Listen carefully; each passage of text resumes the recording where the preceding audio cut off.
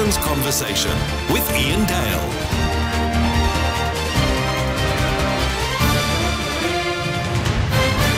Hello, a very good morning to you. It's 3 minutes past 11. You're listening to Iain Dale on Sunday. In case you're wondering why Nigel Farage isn't presenting this programme, if you're a candidate in an election, you cannot present a radio programme under Ofcom rules. So you've got me for the next 7 Sundays in a row. We are going to, every Sunday at 11 o'clock, we're going to be interviewing and putting calls to one of the leading politicians from each of the main political parties. And we're starting this week with Anna Soubry, who's from the Independent group of MPs, which is about to become Change UK when the Electoral Commission formally approves it, which I imagine is going to, she's praying at the moment, which is going to happen this week, I suspect. She's the Independent MP for Backstop, of course, as you know, defected from the Conservatives. When was that? In early February, was it? February the 20th. Yeah, I suspect that date is etched on your mind. I just hope I'm right.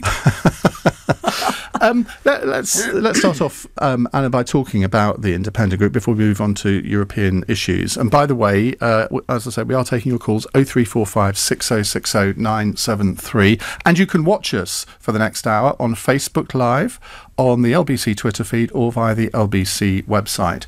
11 MPs joined the Independent Group, defected from their parties in that week of February the 20th, but not a single one since. Now, I was expecting a little bit of a trickle since then. Why has that not happened? Look, Brexit it dominates everything. And I think that a lot of people are waiting to see what happens next. I can't talk about the Labour Party and where people are there. I know there are people who are interested. But equally, there are people who see the new social democratic type group that Tom Watson has founded as a bit of a safe haven at the moment until some crisis happens, as it inevitably will in the Labour Party, because I think the Labour Party is doomed to the hard left. I think of the Tory Party, I think people are waiting to see, frankly, what happens in the May elections. Then, of course, in the European elections. And I think a lot will depend on who is selected as the next leader. But who knows who knows what will happen, Ian? And as you know, you've been watching all this and commentating on it. Brexit, this last 2-3 years now almost, anything can happen at any time. Do you think the Brexit debate is by and large a plus for the Independent Group or a negative? Because I think most people understand where you're coming from on Brexit. You want a second referendum and you're all united on that. But if you delve down into other policy areas, inevitably you come from two different political parties. It's going to be quite difficult to come to a position on some of those issues. I don't think anybody listening could say, well, I know what the Independent Group policy is on income tax or on HS2 or whatever. That's a real challenge for you, isn't it? Well, but the thing is that I think the thing that struck all of us is that we agree on so much. It's not just Brexit, as you rightly identify. So we've already talked. I mean, if you take things like looking at HS2 and the infrastructure of our country, and I know you might say, well, it's a bit bland, anybody would say that, but I mean, one, we are progressive, so we are looking very much to the future, and radical ideas as to how we build a better Britain. But, you know, if you look at our core values and our core principles, then something like improving our country's infrastructure, using public money sometimes to invest, is a wise thing to do, but to make sure that you are respectful of the fact that it's other people's money. And it's that kind of, you know, that centrist ground, which is the absolute way through. That's motherhood and apple pie. I know. Isn't I it? said it sounded a bit. I did say that. And Theresa May could have said all of that. Jeremy Corbyn could probably have said all of that. But neither of them are delivering on it. And the problem is for Theresa is that the way that it is with Brexit, you know, there are real threats now to how much money we're going to have to invest. And then you start to look at the candidates going for the leadership of the Conservative Party, and we heard from Liz Truss, couldn't believe it, saying HS2 should be dumped. Now, I'm a big fan of HS2, and I'm very blatant about the fact that it is pure self-interest from a Backstop Member of Parliament's point of view, because we get in Backstop the East Midlands hub at Towton. But I could imagine, and I don't know this, but I could imagine that Chuka Umunna is not so enamoured with HS2. As I say, I don't know that, but that's one of those issues he'll send me a text, you know, if he's listening. Of the 11 MPs, seriously. It's quite possible that 3 or 4 might not be in favour of it. Yeah, but, you know, it is possible. I'd be surprised. But even if they weren't, why is that such a big deal? I mean, because you have to come to a manifesto position of course to put to the electorate, and you either have to be in favour of it or not. But at the moment, and I personally, we're holding in on HS2. I'd be very surprised if anybody in the 11 was against it, but we'll wait and see if you like. But if you look at where we are with both parties, the Tory party was always in favour of HS2. That's all now falling apart. Labour Labour started the work on HS2. That's all falling apart. So you find that the Corbynites are against HS2, and so this is part of this broken politics. And actually, I think you'll find there's far more that unites us in the TIGs than there is than divides us. But at times when you don't always agree, there's nothing wrong with that, as long as your broad values and your broad principles are the same. But that's kind of my point, because most successful political parties are broad coalitions of people. I mean, you existed in the Tory party quite happily for many, many years with Ian Duncan Smith, with Owen Paterson. I'm doing a bit of a wobble there, because I can't say I did sit happily with them. But yes, exactly. But you see, on that one issue, there is a split in the Tory party on that. It's quite clear to everyone to see. But on most other issues, I mean, OK, you've got your social conservatives, social liberals and all the rest of it. But broadly speaking, everyone was happy to describe themselves as conservatives. And I suspect deep down you would still describe yourself as intrinsically a conservative. You might put the word progressive in front of it, but you're still a conservative at heart, aren't you? Well, the fact that you hesitate tells me everything I need to know. No, because my politics has hardly changed in 40 years. And it's where I've been able to find a home where I felt comfortable. Because you started off in the SDP, didn't you? No, I didn't, actually. The first political party I joined at 17 was the Liberal Party. Me too, but I was 15. Oh, were you? Mind you, you're much younger than I am. Can I tell you my story about the Liberals? Go on. Right. So I'm 17. I'm living just outside Worksop in a place called Clumber Park. So I go to the Heartland Comprehensive, and I go to school with a lot of children who come from mining backgrounds. And it's at the height of the horrors of the 70s and the miners' strike. And Heath was getting it wrong.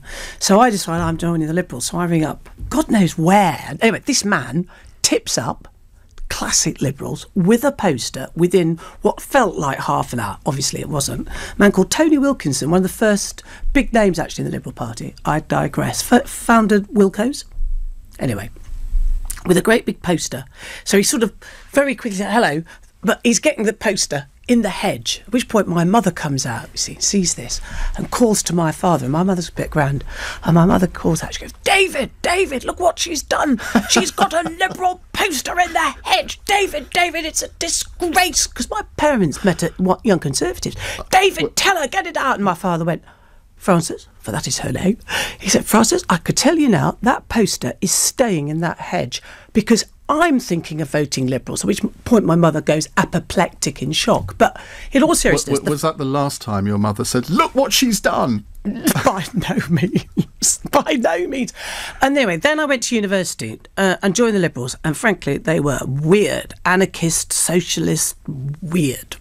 And I thought, this is not for me. And after a couple of years, maybe a year and 18 months, I came out of the closet and thought, no, I'm a Tory, and Tories that I met at Birmingham University, I absolutely had masses in common with. So I joined the Tories. I then left in the early 80s.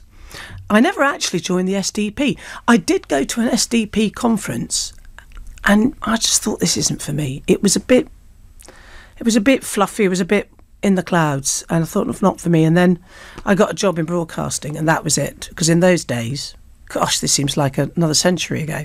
Well, it was in the previous century. If you were involved in broadcasting, your political views were very much your own, and you didn't share them. So that was it. And then I rejoined in 2003 because I heard somebody talking a lot of sense about drugs, actually. And I was a criminal barrister in Nottingham. And a lot of my clients were addicted to Class A drugs. And I thought, I don't know who this person is talking a lot of sense about the link between criminality and drug taking. If we sort out drug abuse, then we can sort out criminality. 2003 and it was Oliver was Letwin. the days of Ian Duncan Smith his as final Tory leader, days, and then Michael Howard. Yeah. Some would argue that the Conservative Party in those days was more right-wing than it is now. Yeah, but I think it was, for me, I listened, as I said, to this man who was talking all this sense, and it was Oliver Letwin. And I thought, that's it, I'm going to go and join the Tory party because there's some people there talking sense. Iain, I think, left within, a month or two. And Michael Coward came in, and it was a change that was welcomed. I fought in 2005 in Gedling, a marginal seat on the east side of Nottingham, just down the road from where I lived in Mapley Park. And it wasn't a happy experience. And certainly the Conservative Party that I met was in grave difficulties because it was largely quite elderly, nothing wrong with being old, but stuck in a bit of a time warp, not actually campaigning on the issues that touch real people's lives. And then along comes this chap called David Cameron. And I obviously campaigned for Ken Clark, who lives down the road in Rushcliffe. In West Bridgford, and I'm a natural Ken Clark supporter. Campaigned for Ken, he didn't get it, got knocked out, and went for this man called David Cameron, who I thought was extremely good, and became a Cameroon, if you like. Well, we've got lots more to talk about. You can imagine when I announced that you were coming on the programme, there was one question to which everybody wanted to know the answer, and I bet you can guess what it is, but I'm going to tell you after this short break. It's 11:15. LBC. In our offers of the week, you'll make great savings on our solid hardwood furniture. But they're just until Sunday at Oak Furnitureland. There's a store near you. Business like a boss with a new mobile plan from 3. All the usual stuff you could get from a phone contract like unlimited data, plus 6 months of exclusive benefits from our partners. Spend less time accounting and more time businessing with FreshBooks. Build a website designed to work perfectly on a mobile with Wix. Get a receptionist that's not your nan at WeWork. And nothing says, I've got this, like a business card from Moo. Get the mobile plan that actually helps your business, because 3 means business. Search 3.co.uk/business for further details. What would you do if you knew there was a place to learn step-by-step strategies designed to help you make the right moves inside the financial markets? A place to develop skills that could help you generate income and build confidence towards your retirement goals. At Online Trading Academy, we know there's an investor in all of us, and we know how to teach people just like you the skills and knowledge that could empower you to take control of your financial future. Start by taking our free introductory class where you can learn about the 2 biggest mistakes investors make, as well as strategies that could help you make your money work harder for you. For over 20 years, Online Trading Academy has been teaching students skills designed to help them invest with the confidence of the pros. To register, visit otauk.com or call 01727 873 847. That's 01727 873 847. Trading involves risk and you can lose money. Online Trading Academy makes no promises or guarantees of investment performance. The value of investments is variable and can go down as well as up. You know your business, what keeps you up at night, and the moments that make it all worthwhile. You know your 5-year plan, and that you really want to be there in 2. We know we can help you get there. Barclays offers unsecured loans of up to £100,000 that can be with you in days or even hours. To apply for a loan that's right for your business, search Barclays Business Loans. Let's go forward. Subject to status, T's and C's apply, guarantee may be needed. If you get BT Superfast Fibre, you'll not only save £108, you'll also get a Google Home on us worth £129. Imagine that, working with a hub that's more powerful than other big providers.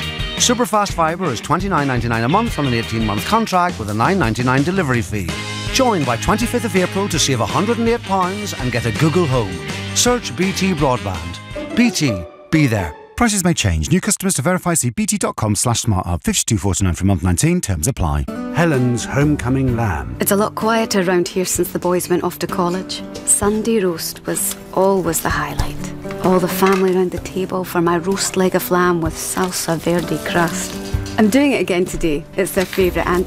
Hang on a minute. Hi, Mum. We brought a couple of pals back. Is that all right? Yeah. It's good to have them back. For a couple of weeks. Make your own homecoming roast with our tender, tasty grass-fed lamb. Food Love Stories, brought to you by Tesco.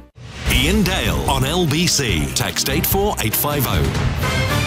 18 minutes past 11. Anna Soubry is with me, Change UK Independent Group MP for Broxtowe. She'll be taking your calls after 11:30. Now, the question which everybody wants to know the answer to, I'm sure you've had this question many times before, But people are quite angry with you for defecting from the Conservatives and not calling a by-election. And they say, well, if you believe in a people's vote, a second referendum, why on earth wouldn't you want to have a by-election? Because Douglas Carswell did when he left the Conservatives and went to UKIP. Yeah, well, actually, he joined a political party. I mean, we haven't formed a political party. Well, you kind of have. Well, but the point is, my views have not changed.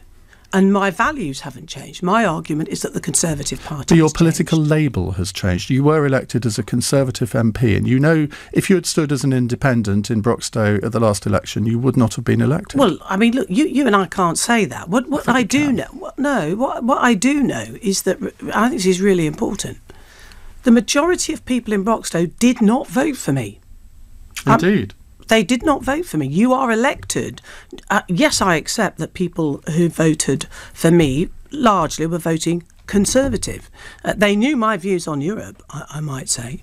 But, you know, somewhere in the region of 55% of people in Broxtowe didn't vote for me. So you're there to represent 65%. I looked it up. No, I got 45% this time. Did you? Yeah. Right, I started off on 39 and now got up to 45. But even that argument doesn't really work, does it? Because you would argue that 63% of the electorate didn't vote for Brexit, so therefore that result doesn't really count either. No, but the referendum was completely different. And certainly, and I know you made the point to the earlier caller. I had this conversation with somebody in Nottingham yesterday who said to me, "Why are you trying to stop Brexit?" And I said, "Actually, it's not for me to stop Brexit. I want a people's vote. And I think we've made a terrible mistake, but I can't stop Brexit." So you're trying to stop Brexit. And I said, you tell me one time when I voted to stop Brexit.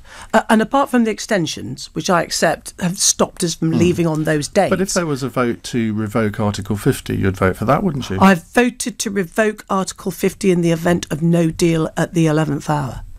But Iain, I wouldn't. So you would. So if the government, if Theresa May decided that the whole thing's just a complete shambles and that some light bulb goes off in her head, and she says, "Look, my last act of service to the nation as Prime Minister, don't laugh, is to revoke Article 50." Are you seriously telling me that you would vote against that? I would have real problems, genuinely, because remember, it is true. I absolutely said, and I've been reminded of it many times, that we stood on a clear commitment that if the people voted, however they voted, we would deliver that result. And I genuinely struggle with the idea of Parliament saying, "You know what, guys, let's change our mind." Now, I've had this... Wow. But you voted against the withdrawal agreement, did you not? No. You didn't? No, lovely. I voted...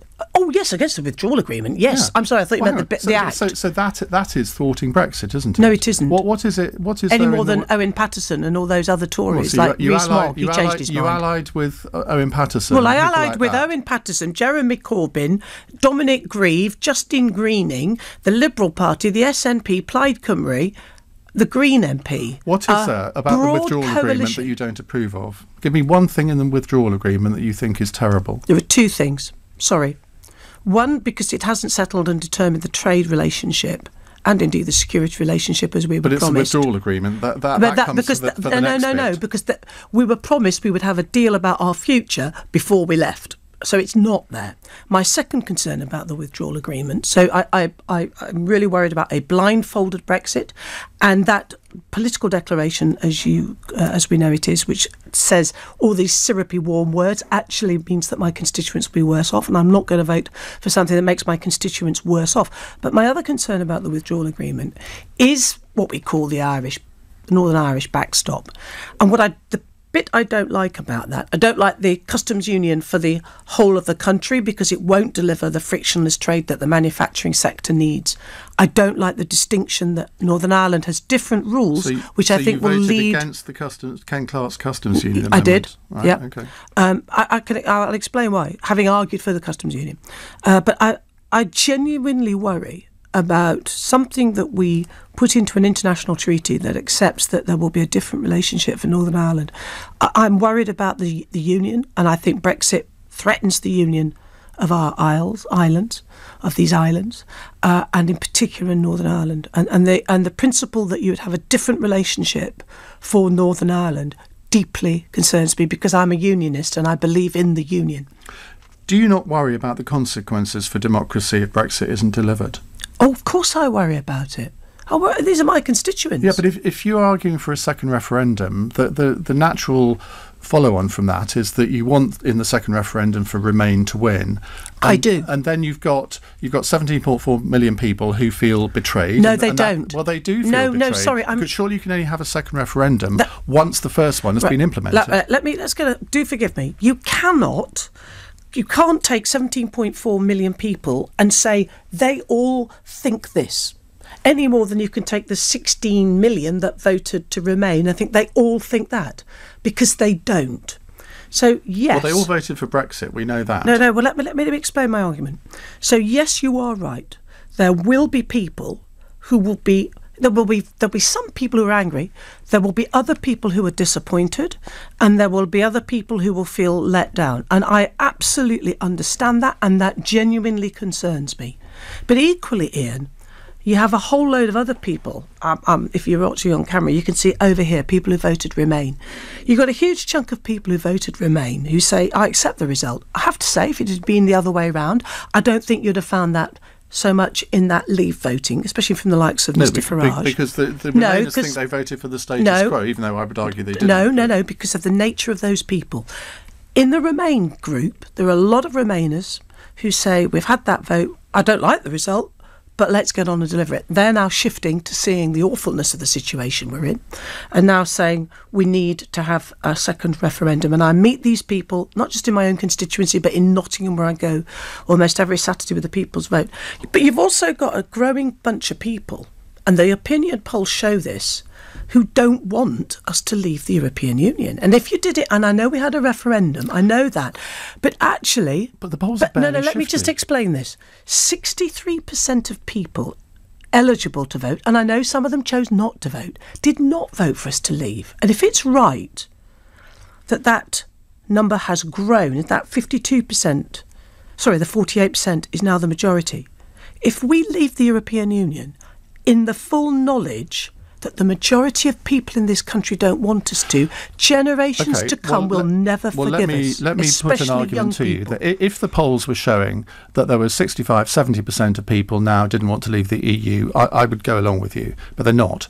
They're showing it's 54-55%, which was exactly the same numbers that there were a week before the referendum. So I'm not so sure. There's Iain, been no massive shift. All I know is I go out as often as I can every Saturday into the same spot in Nottingham with the People's Vote, and Nottingham was a city that voted about 50-50. I mean, it voted to leave by 50.5%, whatever, right? And I go for two reasons. One, because I genuinely enjoy talking to people, and I get abuse. I get people who say to me, talking... Yeah, well saved. Anna, and all the rest of it. And sometimes we have a conversation. But the thing I'm noticing is the number of people who come up to me and say, I think we should have a People's Vote. I've changed my mind. And I feel that it's shifting. Okay. And given that I'm a marginal seat MP, as you will know and understand, you do listen to people and you feel it. You pick up the atmosphere. And that's my sense that, especially with this 6-month extension, well, I've only got 4 minutes with you before we go to the calls. I'm so sorry. No, not at all. Who funds the independent group? All sorts of people. And it'll all be absolutely transparent and all there and everything else. It's a mixture from people who've given us a fiver to people who've given us more money. And it's... So you haven't declared any big donors yet, have you? I think that's because we aren't registered. As soon as we get registered, then everything will be properly done. And in fact, I think we have already said we'll be bound by rules even though we don't have to be. There's no secrets here. And look, That's everything. But what sort of infrastructure, though, is there? Because you've got to select candidates. Yes. And if you're saying, well, we're not a fully formed political Well, let me tell you, party because yet. I'm the chairman of the candidates committee. Well, let's go on to that, because what you don't want to happen is that you don't vet people properly. Well, of course we're doing that. UKIP had a real problem So with let that me for tell many, you. many years. How's Let me that tell going you. to work? So the applications close tomorrow at 10 o'clock. It's an online application. We do say to people, look, we love your enthusiasm, but if you get elected as an MEP, this is a full-time job based largely in Brussels. And For it's 3 weeks, hopefully. in your case, Mr. Dale. But it could be 5 years, but it's a serious gig. Yeah. You understand this. And then we're doing an initial sift. So people like me and Sarah and all the rest of us are going through an initial sift. And then we will get that down to around about 100, maybe 150. And we will do face-to-face or Skype next weekend. It's the Conservative part of TIG that is selecting the candidates. No. That's interesting. No. So Chris Leslie is looking at the candidates. Mike Gapes will be involved in it. Anne Coffey will be involved with it. Thought I had a news story went. there. Yeah, you see. Yeah. Come on. I only said Sarah and Heidi because Sarah, I know, has just done 100, looked at 100 candidates in the last 12 hours. But in any event... How can you do... Look, I'm sorry, I haven't seen the form, but how can you possibly go through 100 candidates in 12 hours and come to... I mean, I know if I had to... No, your initial sift. No, initial sift. Absolutely. Look, I'm sorry. This is a democracy, right? We're hopefully going to be registered as a political party. We want stand candidates. We do have actually quite a few very experienced people who absolutely do know how to go through a selection of candidates process. We've got a form, we've got a diversity form. Forgive me, we know what we're doing, and we're used to working long hours, and we're used to doing a proper job. We've all interviewed people for jobs ourselves in our previous lives, in our current lives as MPs, and it's a group of us from obviously ex-Labour and ex-Tory who will be doing it. And then let me just say this, sorry, it's really important, but we're also going to have to spend a lot of money on doing deep dive into people to make sure that they haven't got dodgy Twitter accounts and so on and so forth. And that will happen when we get our final 100 plus candidates. So, given the fact that we have to do this, and we're not talking about a few dozen people who've applied, of course. We're talking about hundreds, if not thousands, with all-out work on this. Fine. Will you definitely stand in Broxtowe at the next election? That's the plan. Okay. That's leaving a little bit of wiggle room there. Well, can I tell you why? I'm 62. Never. It's true, Mr. Dale. And I always think in 3 years' time, assuming it's 3 years' time, I shall be 65. I might want 65 is the new 45. If only that were true. I'm knackered. Right. Finally from me, because we're going to go to the calls in a second. Who knows what might happen. Chris says, please establish from her why her party won't legitimise their party with the necessary by-elections. Surely they need to do that to be respected by their supporters and critics. We did address that a little earlier. We did do. But one thing I didn't ask you is... and can I just say, my constituents don't ask me that question. A few sure? do. Because I think I heard I think I heard several of them ask you that when you were presenting the show on LBC. Well, all three of them. Well, you said nobody does. There were at least three. Which I didn't say nobody. I said a very small number. Seriously, and of course I walk Wollaston, back in 2011, co-sponsored a bill to force MPs to have by-elections if they left their own parties. That's a bit of a hypocrisy on her part. You'd have to ask Sarah. She'll answer that question extremely well. I will do when I interview her. I'll make sure I shall text her at the end of this, and I shall say, go and talk to Iain. I'll warn her. Right, well, I'm warning you. We've got lots of questions for you over the next half an hour from our listeners. 0345 6060 973. It's 11:31. Philip Chrysikos has the news headlines. A man is being questioned after 3 people died in a car crash in Peterborough. A vehicle was seen driving the wrong way on a slip road on Fletton Parkway in the early hours. Devon and Cornwall police have released a woman under investigation after a boy of 10 was killed by a dog in Looe. The 28-year-old was questioned on suspicion of having a dog dangerously out of control and on suspicion of manslaughter. A secret recording suggests Jeremy Corbyn privately expressed concerns that evidence of anti-Semitism within Labour was mislaid or ignored. Attained by the Sunday Times, the party leader had that conversation with Jewish Labour MP Margaret Hodge. LBC weather: sunny, chilly with showers in the east, cloudy, windy with rain in the west, a high of 11 degrees. This is LBC. It's good to know that Dad's up and awake at the usual time. Kettle's on, and it looks like he's watching TV.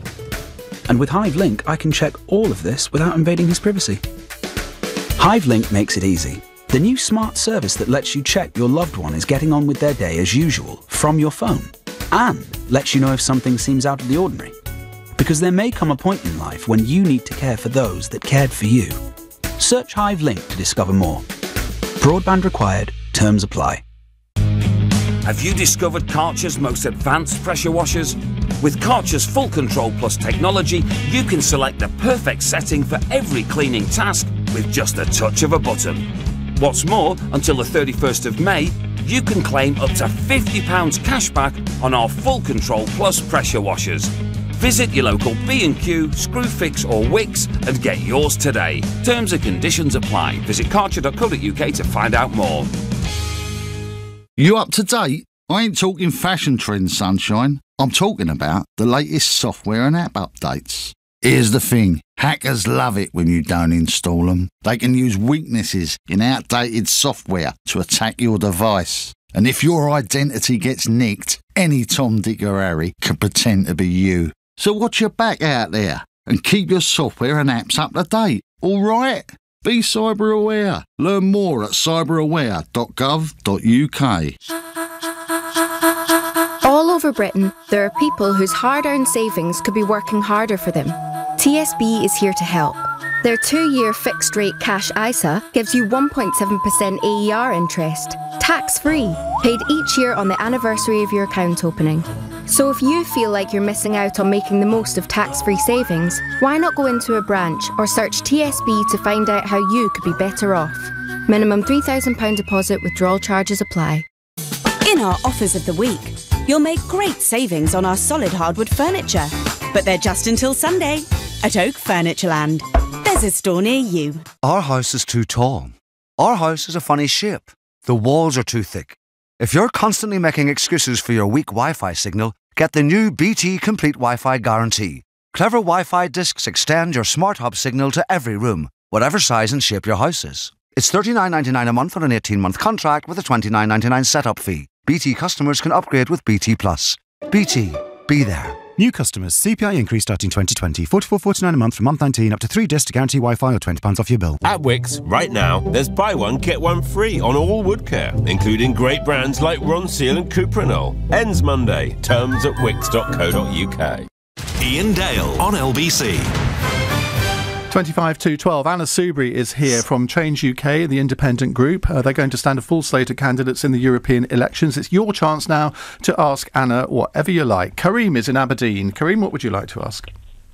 Good morning, Iain, and good morning, Anna. Morning. My question is really about the public opinion polls, because they're all over the shop just now. So do you think that there is a shift in public opinion and that you would be successful in securing seats in the upcoming EU parliamentary elections, and B, whether if there was a people's vote, you would end up securing a Remain position? Yes, I think there is a shift. That's what I'm feeling. I'm not saying it's a seismic shift, but I think it is. I think there's a lot of people listening to their children and their grandchildren who voted Leave, of an older generation, who are now seeing it as not the stuff that they were promised, and they are listening to their children and, as I say, their grandchildren, and I think they're saying it's about them and not about my generation. In terms of the European Parliament elections, I hope we do well, obviously. And again, I think you've got to be careful with some of these opinion polls, because when we were Tiggers, straight Tiggers, then we seemed to poll very high, and now we're trying to use our new name of Change UK, and the polls have gone down. A Chukka Party. Oh no, Chook Party. I've just sent him a text. Actually, he's having a break today. Well, everyone deserves a break, but what you can't just go. I mean, I could say anecdotally, I get more people phoning into this programme saying they've gone from Remain to Leave than Leave to Remain, but it's just anecdotes. Well, all evidence is based actually on anecdotes, but anyway. But no, that sort of evidence. But no, I'm just talking about how, my inbox, just walking around talking to people in my constituency, as I say, going into Nottingham, where obviously a lot of constituents go in anyway. But it's just a feeling you get. It's just a feeling one gets. But Kareem, you don't get that feeling. Well, it's just that when you look at the statistics, and I'm very careful about how you interpret these because you should take them with a pinch of salt, the evidence is conflicting. So, for example, 40% of people think that the withdrawal agreement deal is bad, but you also have 51% of people saying that Theresa May should be speaking to the opposition leader, Jeremy Corbyn. So you get to a very different position when you look at different types of polls that have been conducted. You also have other evidence saying that about half the population thinks that the claims around no deal are exaggerated, but a third think that that's a realistic position and a realistic danger. So my concern is that we've reached a point where throughout the last few years, we now have a better understanding of what Brexit would look like under a no-deal scenario and the benefits of staying within the European Union. But has the public opinion on the outcome and the process that's been going on actually changed? I don't think it has. I think people are as confused, and I think the political process has not helped the situation, and looking to the past isn't going to help us. All right, Kareem, thank you very much. Great call. Let's go to Jamie in Nottingham. Hello, Jamie. Yeah, morning, guys. Hi. Hiya. I'm just calling from your constituency, Anna. Oh, right. Hi. Whereabouts do you live? Bramcote. Oh, right. Brilliant. Yes. Anyway, I'm just wondering, you've repeatedly called Brexiteers within the Tory party using the term hard right, extreme right, such as those such as Jacob Rees-Mogg, Mark Francis and Nigel Farage. Well, he's not in the Conservative Party, of course, but... Well, you've still used it against Nigel Farage. So these terms are also used to describe those such as Nick Griffith and Richard Spencer, who are avowed neo-Nazis. So how do you differentiate between Jacob Rees-Mogg and Nick Griffith? Well, I think there are clear distinctions between Nick Griffith and Jacob Rees-Mogg, clearly. Jacob is not in the same category. But do you term people, the kind of people that Jamie is saying, do you term them far right? No, I wouldn't describe Jacob as being far right, and certainly not in the same category as the other person that was mentioned. But you have used phrases. I don't know whether it's far right or extreme right, but do you not have? I think the point Jamie's making is that you have to be careful with your terminology here. If you call someone extreme right, most people would imagine that's like BNP. Right. Well, let me be very clear. I'm talking about within the Conservative Party, and people, in my opinion, there is a shift within the Conservative Party to the extreme of the Conservative Party that's on the right, as opposed to the Ken Clarke left side. But you would never describe Ken Clarke as extreme left. So is it fair to describe Jacob Rees-Mogg as extreme right? I think that there's a side of Jacob's politics which I think drifts into some uncomfortable territory, frankly. But you've accused Theresa May of being on immigration. I saw an interview that you did not that long ago where you were talking about her views on immigration, and you came very close to accusing her of being slightly racist. I certainly did not. That was how a lot of people interpreted it. See, this is the problem. So you say something, which I think... That was how I interpreted it, but I can assure you, I do not think that Theresa May is a racist. I shouldn't even have to say that. How can it be? What's happened to our country where somebody says, I think Theresa has a problem with immigration, and then people... like you say, you're calling her a racist. Good God, I'm not. Well, I know lots of people. I haven't got the transcript, but you did give that impression. Do forgive me. Do you remember the interview? I know exactly what the interview was. Do forgive me, I was there. I know what I said, and I stand by it. I think Theresa does have a problem with immigration. Let me explain why. Why on earth do we put overseas students into the category of people who are immigrants? I agree with you. So my other thing for which Theresa said were two things. When she said, if you're a citizen of the world, you're a citizen of nowhere. And then she deliberately called EU citizens queue jumpers. Which she apologised for. Good, but she shouldn't have had to do it in the first place. And then when you look at her time as Home Secretary, she is the Home Secretary that oversaw the consequences of a policy that ended up as Windrush, which was a policy based on, what was the proper expression? It's gone out of my head. I'm not sure. Oh, you do. You do, when she said that she would create an atmosphere... Hostile environment. Thank you. The hostile environment. that authorised the vans driving around in certain areas, notably in London. A hostile environment. I think she has a problem with immigration. Now, you might say I have a problem with immigration because I'm very pro-immigration. No, I don't say you've got a problem at all, because I agree with your views on immigration. Do you believe in free movement?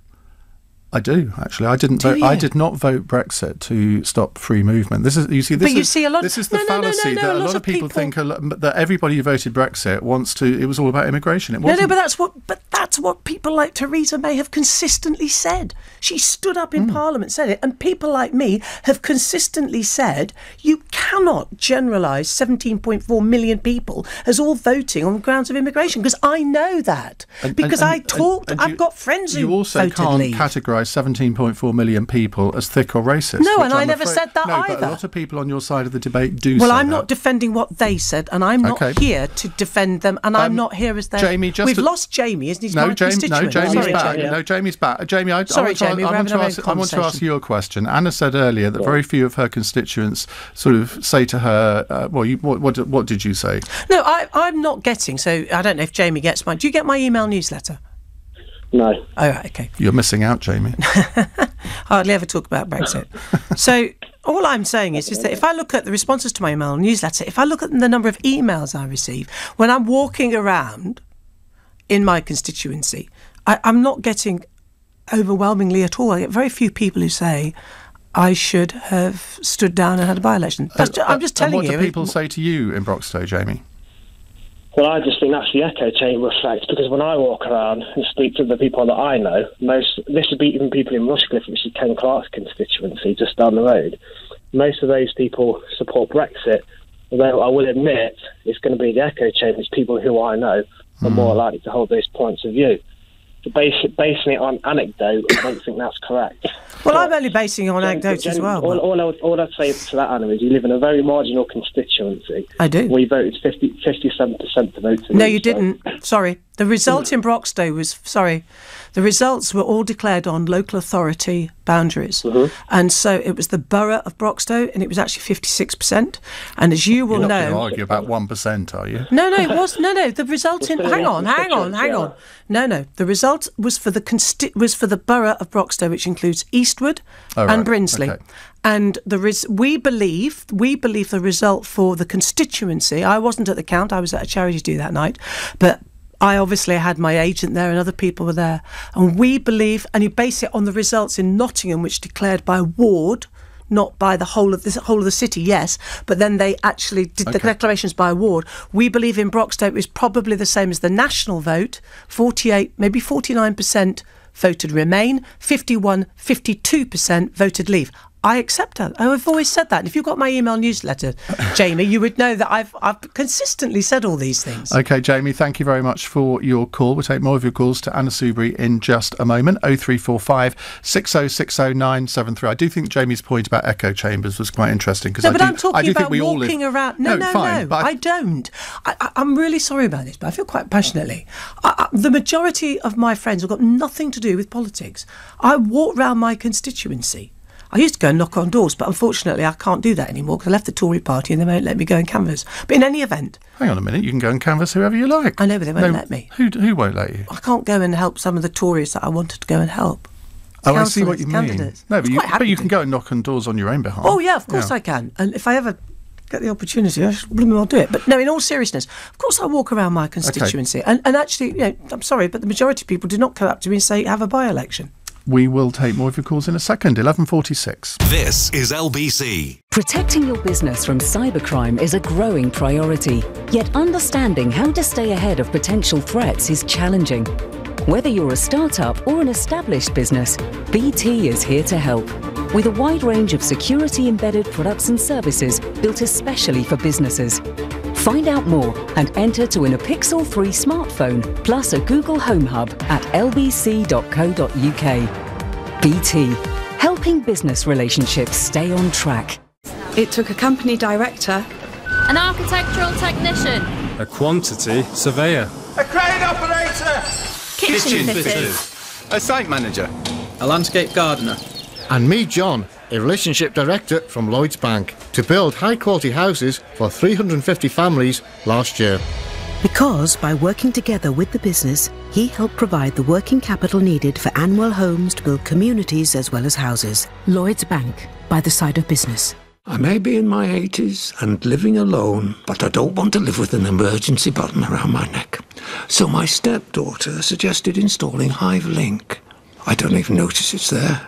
It'll send a notification to a phone if it looks like I'm not following my usual routine. So we both feel reassured. The new Hive Link uses smart plugs and sensors to subtly learn your daily routine, notifying your loved ones if something's out of the ordinary. Connect with care. Search Hive Link to discover more. Requires broadband, terms apply. Business like a boss with a new mobile plan from 3. All the usual stuff you could get from a phone contract like unlimited data, plus 6 months of exclusive benefits from our partners. Spend less time accounting and more time businessing with FreshBooks. Build a website designed to work perfectly on a mobile with Wix. Get a receptionist that's not your nan at WeWork. And nothing says, I've got this, like a business card from Moo. Get the mobile plan that actually helps your business, because 3 means business. Search 3.co.uk/business for further details. Don't you just love an Easter egg hunt? Trouble is, I always forget where I've hidden them. Not to worry, I've tracked down a few more at Co-op. This Easter, you can get 3 large eggs for £10, and that includes Cadbury Whisper, Maltesers Teasers, and Galaxy Golden. Maybe I won't hide these. We'll just share them instead. Selected eggs only while stocks last. See participating stores for details. So I often struggled at school. Once, when we had a maths test, I looked around the room and everyone was just doing it. And I couldn't, and I began to cry. But my teacher came over and said, it might look like one big problem, but it's just a handful of small ones, and you can deal with that. I hear her voice in my head for every problem I face to this day. Teaching. Every lesson shapes a life.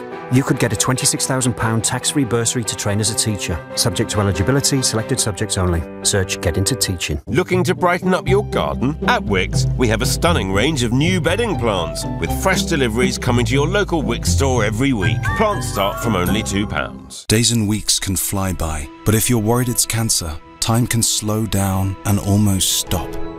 That's why, with Bupa Health Insurance, you can call us about any symptom of cancer without seeing your GP first. Depending on your cover and your symptoms, we could even refer you to a consultant there and then. Bupa Health Insurance. For living. To find out more, search Bupa. Direct access services may not be available for some underwriting methods, and you may need to provide evidence the conditions are not pre-existing. Coming up at 12 on LBC, Majid Nawaz. Jeremy Corbyn has admitted to the problem of anti-Semitism in the Labour Party. Does this change your mind? Majid Nawaz on LBC. Leading Britain's conversation. Iain Dale. Tweet at LBC. 10 to 12 on LBC. Don't forget the latest edition of the For the Many podcast will be dropping on your phones later this evening. I recorded it yesterday with Jackie Smith. Can't do it on a Sunday morning now, can I? Because I'm doing this. And we give our latest views on all sorts of weird and wonderful things, including Brexit, but lots of other things too. Now, Anna Soubry is here to take more of your calls. Catherine is in Manchester. Hello, Catherine. Oh, hi there. Hi, guys. Freezing Manchester today. It's cold everywhere. It's very cold in Manchester. Can you hear me okay? Yeah, we can. What's your question? Hi. Right. I first of all wanted to thank Anna because half my family has been politically homeless for quite a while now since Brexit. Some of them were Tory voters, a few of them were Lib Dem voters, but the Tory voters voted Leave and are bitterly regretting it. My mum in particular voted for the NHS.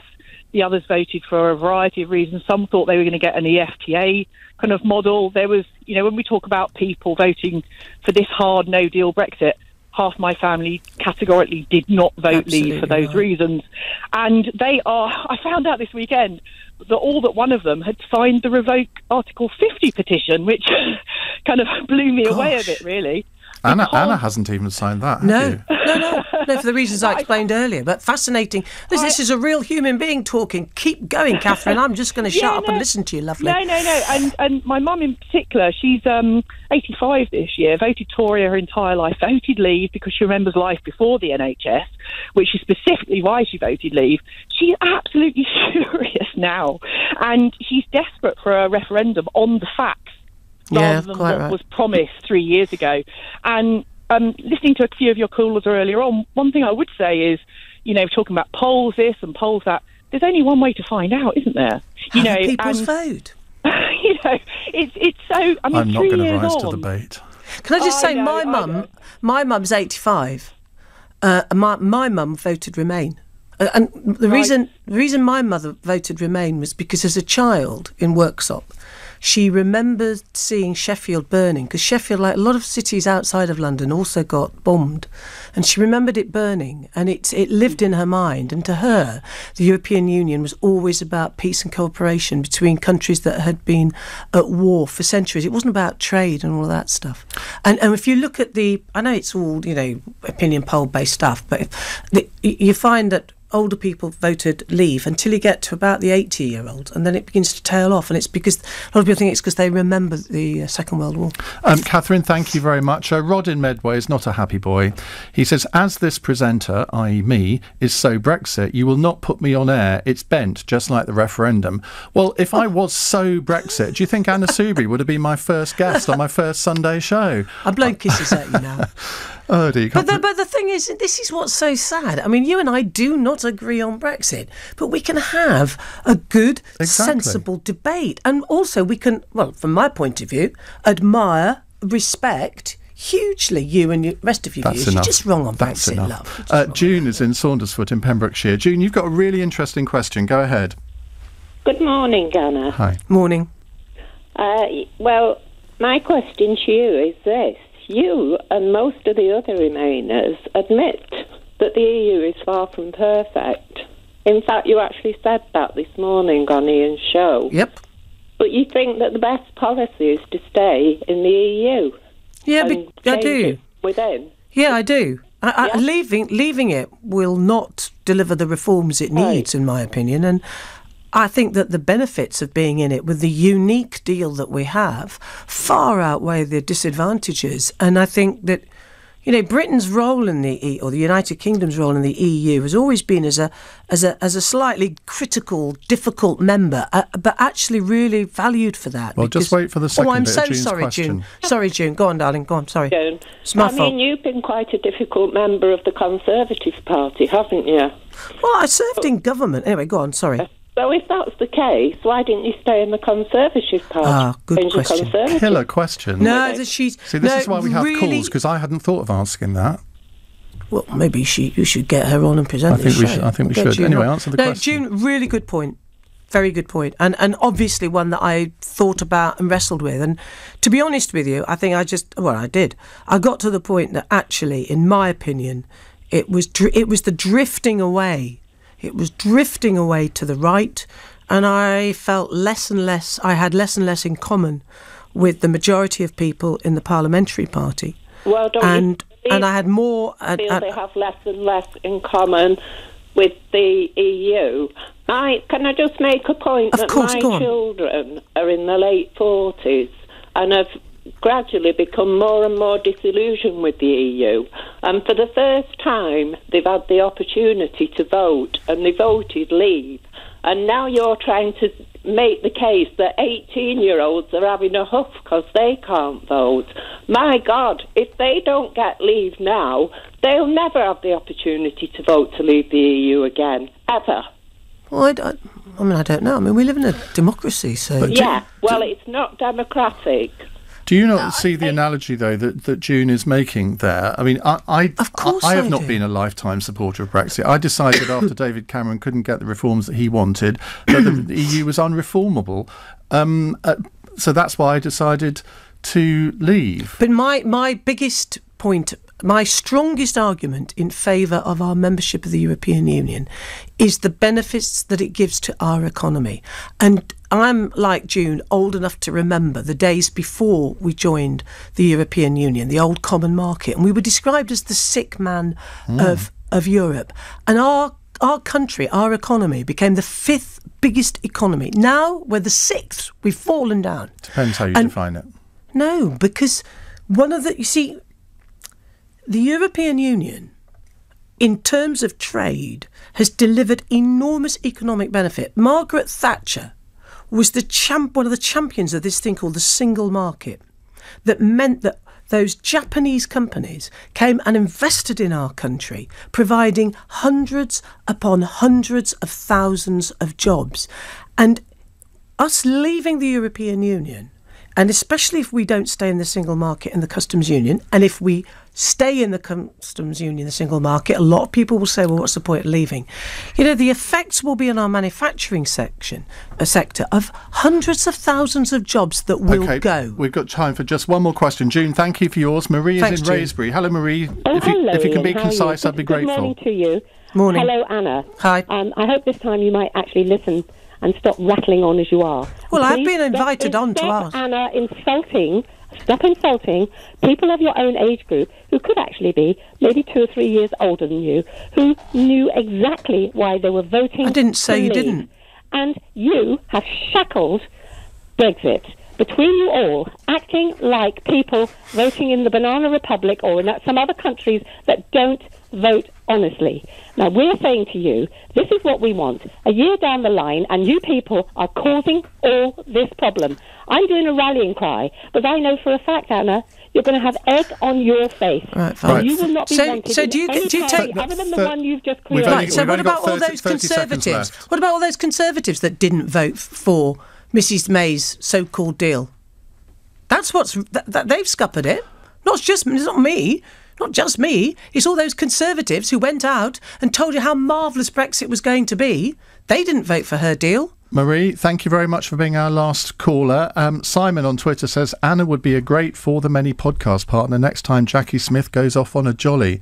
Well, there you are. We might bring that about. Anna, thank you very much. Thank you. That's Anna Soubry. She is a Change UK, an independent group MP for Broxtowe. Next week, we'll have a leading politician from one of the other parties on to do the same thing. Interview plus phone calls.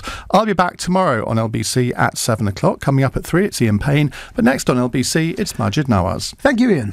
Coming up, a new survey for the National Education Union has found that a large number of pupils go to school hungry from cramped, noisy homes where they can't sleep properly. An overwhelming 91% of respondents said poverty was a factor in limiting children's capacity to learn. Is austerity now hitting our children? Before that, an anti-abortion group has taken legal action against a university whose student union has said it's accused of acting as a pro-abortion campaigning organisation. Are any topics ever appropriate to close for debate at university? Finally, it has been revealed this morning, or coming up first, it's been revealed that Jeremy Corbyn has privately